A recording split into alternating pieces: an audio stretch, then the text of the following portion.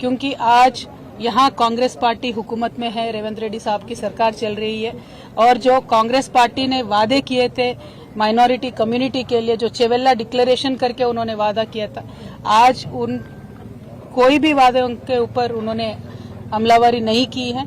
तो मैं यहाँ से डिमांड करती हूँ रेवंत रेड्डी साहब को, आप चेवेल्ला डिक्लेरेशन को इमीडिएटली अमल कीजिए। आप पे कोई भरोसा नहीं करने वाला था, इसीलिए आप लगातार गांधी फैमिली को तेलंगाना पे लाते रहे और उनके भरोसे पे थोड़े यहाँ पे लोग भी आपको वोट दिए।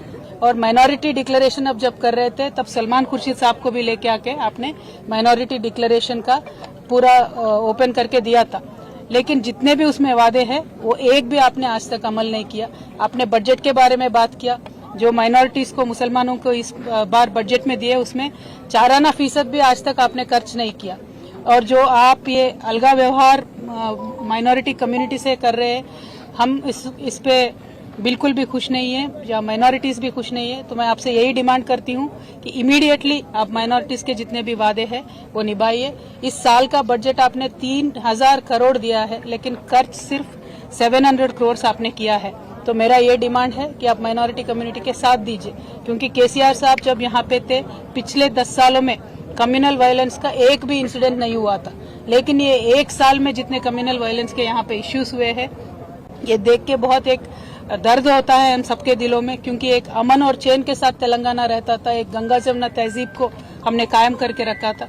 लेकिन जब से रेवंत रेड्डी साहब आए हैं, ये तो कम्युनल वायलेंस पे ना ध्यान दे रहे हैं, ना मुसलमानों के तरक्की पे ध्यान दे रहे हैं, ना हिंदुओं के तरक्की पे ध्यान दे रहे हैं। इसीलिए मुझे लगता है जो जिस उनका व्यवहार है, उनका बर्ताव है, मुझे तो लगता है कि उनके रूट्स सारे आरएसएस में है, इसीलिए एक डिफरेंशियल ट्रीटमेंट ये दे रहे हैं, ऐसा मुझे लगता है।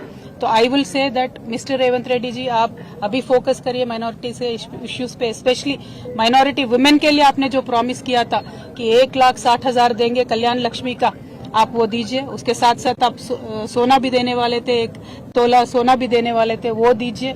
पढ़ाई के वास्ते जो टिम्रिस के हमने स्कूल कायम करके रखे थे, आज उनका क्वालिटी देख के तो बहुत ही डर लग रहा है। आप क्वालिटी अच्छा बना के टिम्रिस को चलाइए। तालीम के वास्ते, माइनॉरिटी बच्चों के तालीम के वास्ते आप जोर दीजिए, रिव्यू कीजिए, और जॉब्स में सब चीजों में भी माइनॉरिटीज को आप आगे फुट में रखिए। ये हमारा डिमांड है। और रेवंत रेड्डी साहब का मैं यही कहना चाहती हूँ कि निजामाबाद में बहुत ही ज्यादा पॉपुलेशन है माइनॉरिटीज का, हैदराबाद के बाद बिगेस्ट पॉपुलेशन निजामाबाद में है।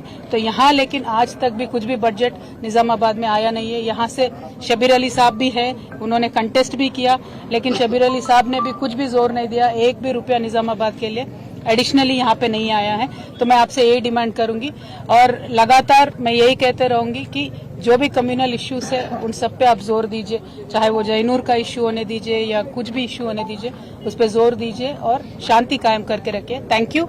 जय तेलंगाना। जय तेलंगाना।